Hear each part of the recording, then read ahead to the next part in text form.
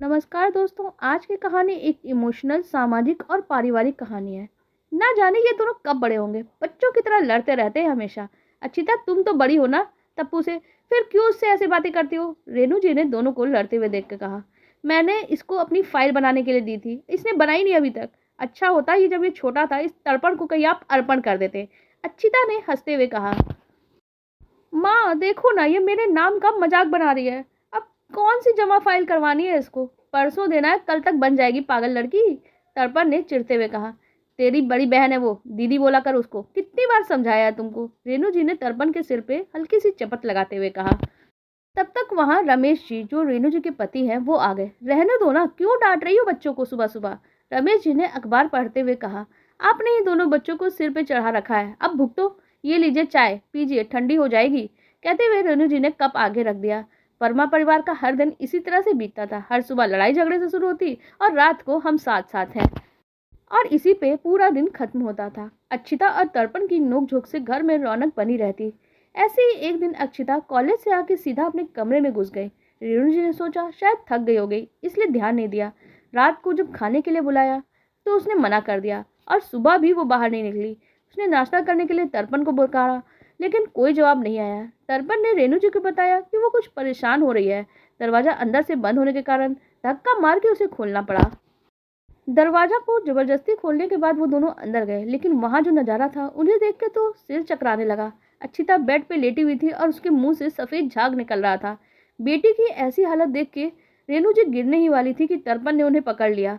उनको तो जैसे शून्य हो गई थी ये सब कुछ देख के। लेकिन तर्पण ने समझदारी दिखाते हुए पहले एम्बुलेंस को फोन किया, फिर पापा को। जब तक एम्बुलेंस आई वो माँ को संभालता रहा। अस्पताल पहुंच के भी वो माँ के साथ रहा। तब तक रमेश जी भी आ गए। उन्हें देखते ही रेणु जी फूट फूट कर रोने लगी। रेणु जी ने कहा, देखिए ना, ये सब कुछ क्या हो गया? आखिर अक्षिता ने ऐसा क्यों किया? एक बार भी हमारा ख्याल नहीं आया उसे। ये हम पर क्या बीतेगी? माँ बाप खुद को भूल के बच्चों की परवरिश करते हैं, और बच्चे माँ बाप को ये सिला देते हैं उनके प्यार का। ऐसा कह के रेणु जी रोने लगी। तुम रोना बंद करो रेणु, हमारी अक्षिता बहुत समझदार है। जरूर कोई बात रही होगी इन सब के पीछे। सब कुछ ठीक हो जाएगा, हम दोनों मिलकर उससे बात करेंगे। पहले लेकिन तुम खुद को संभालो। ऐसा कह के रमेश जी चुप हो गए। माँ तो रोकर अपना दर्द जता सकती है, पर पिता पिता तो अपने दिल को पत्थर बना लेता है और चट्टान की तरह खड़ा हो जाता है तूफान का सामने।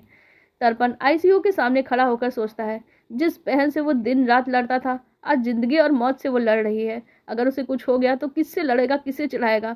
राखी कौन बांधेगा? भाई बहन का प्यार ऐसा ही होता है।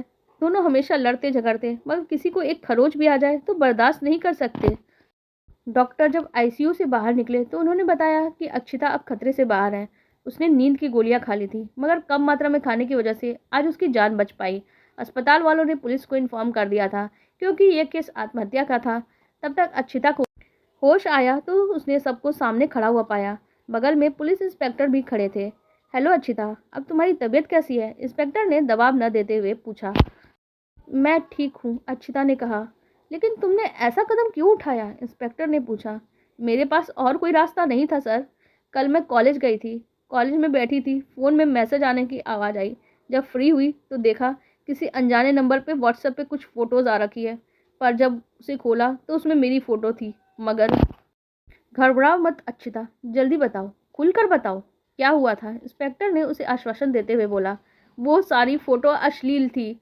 वो सब देख के मेरे हाथ पांव कांपने लगे। मेरे दिमाग ने तो काम करना ही बंद कर दिया। इसलिए मैं घर जाके सीधे अपने कमरे में चली गई।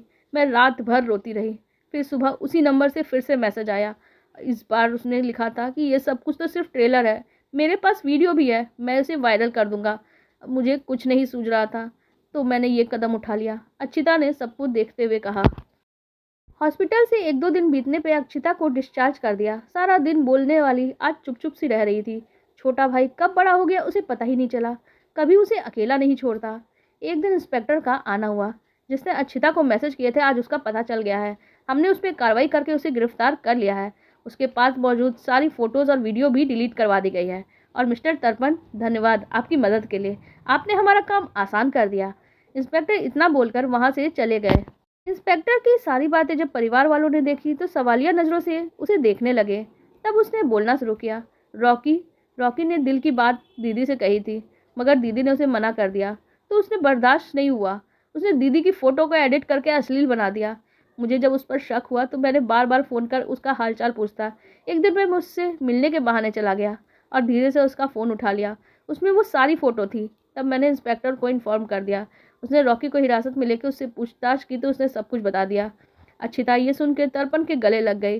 रमेश जी और रेनू जी भी बहुत खुश थे। कैसे उस बड़े तूफान से वो सब कुछ बच के निकल गए थे। आज सारा परिवार साथ में था तो वो सिर्फ तर्पण की वजह से था। तर्पण को सभी कोई बहुत ही समझदारी से सराहना कर रहे थे। आपको हमारी ये कहानी कैसी लगी कमेंट सेक्शन में अवश्य बताइए और साथ ही वीडियो को लाइक कर दीजिए और हमारे चैनल को भी सब्सक्राइब कर लीजिए। धन्यवाद।